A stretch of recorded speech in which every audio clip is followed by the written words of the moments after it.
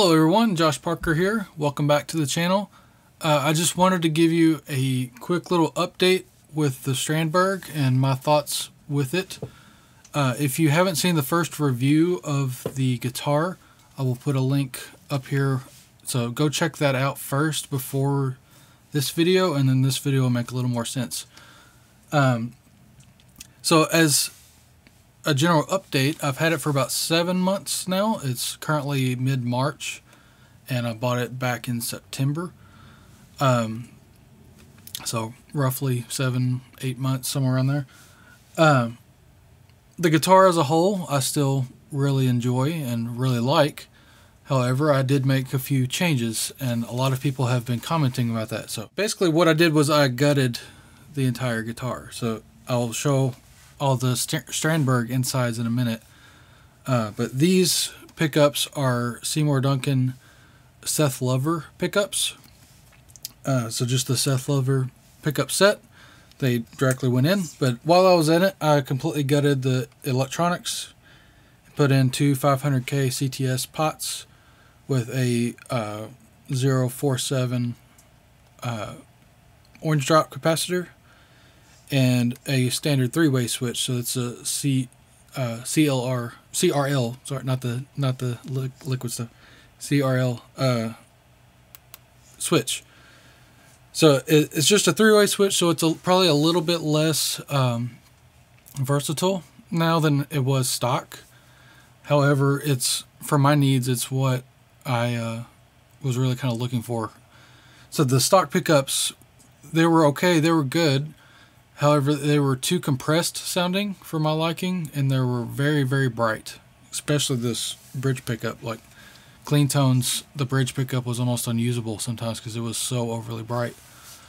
But just to kind of run through everything real quick, so here's just your general sound on the neck pickup, and both pots are wide open. So, and before I do that too, if you're coming from the other video, I'm using the exact same settings for the amp sim and everything that I used in that video. I actually just did a complete copy of everything, so it's exactly the same amp and effects wise, just new pickups and new strings, but it's the same kind of strings. Anyway, here's the neck pickup. Everything open.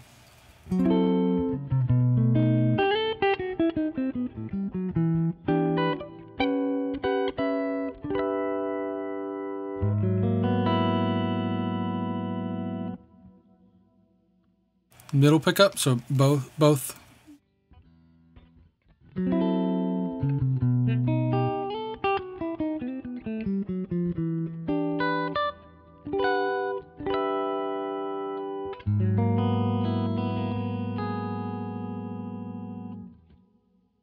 And the bridge pickup.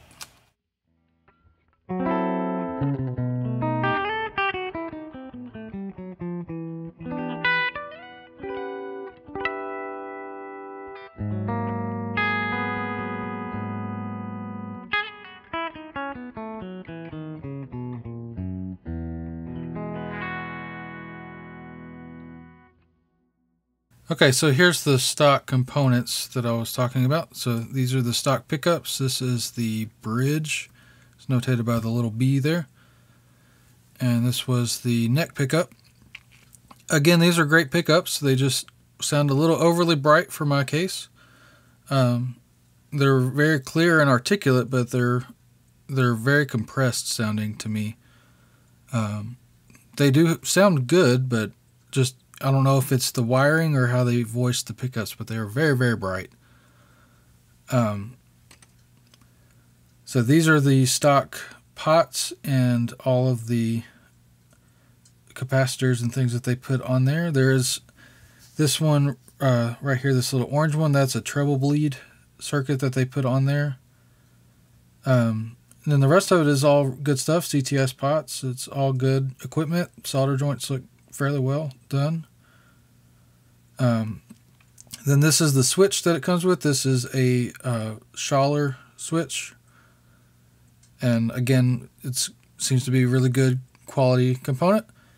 And then this is the jack that it comes with, and I didn't mention in the video earlier, but I did replace the jack as well with a pure tone jack.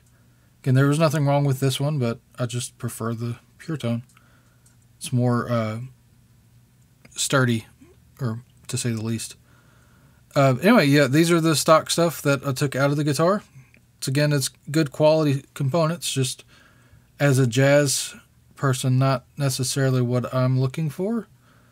If you're like more of a fusion-based guitarist, I think they would be much better, but as more of a traditional, clean guitar player, not quite. Okay, so again, why did I gut it? So for me personally,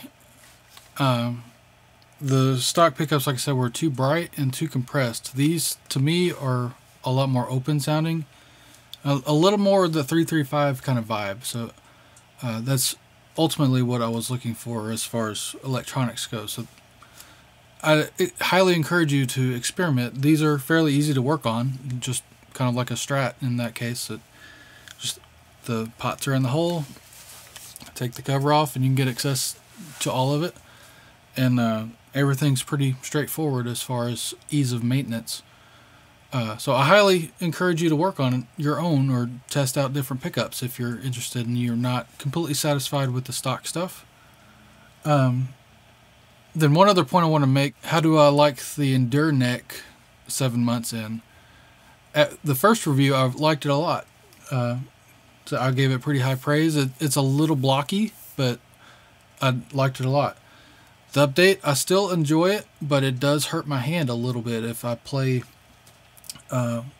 like my round neck, normal neck guitars for a long time and then come to this guitar and play this guitar for a while. It takes a while to get used to. And like I said, sometimes it does kind of hurt your hand a little bit because it's so blocky. That being said, after you get used to it again, it's nice. I prefer the round, the normal neck over the Endure neck. If they kept the taper the same, but they just rounded it, I guess you could get some sandpaper or something to do it too, but I don't particularly want to take the finish off. But they just rounded it, I think it would be fantastic. But I will give it like an 8 out of 10. Like, it's good, but not quite exactly how I would do it. But other general comments other than that, I'm still completely happy with the guitar. It's super lightweight. It's easy portable, easy to port around. It sounds good, and it's pretty much what I was looking for in a travel instrument. That's primarily what I wanted it for. So yeah, thank you all again for checking it out and checking the original video out. If you have any questions, let me know, and I'll be happy to answer everything. And hope you all have a great day. See you later.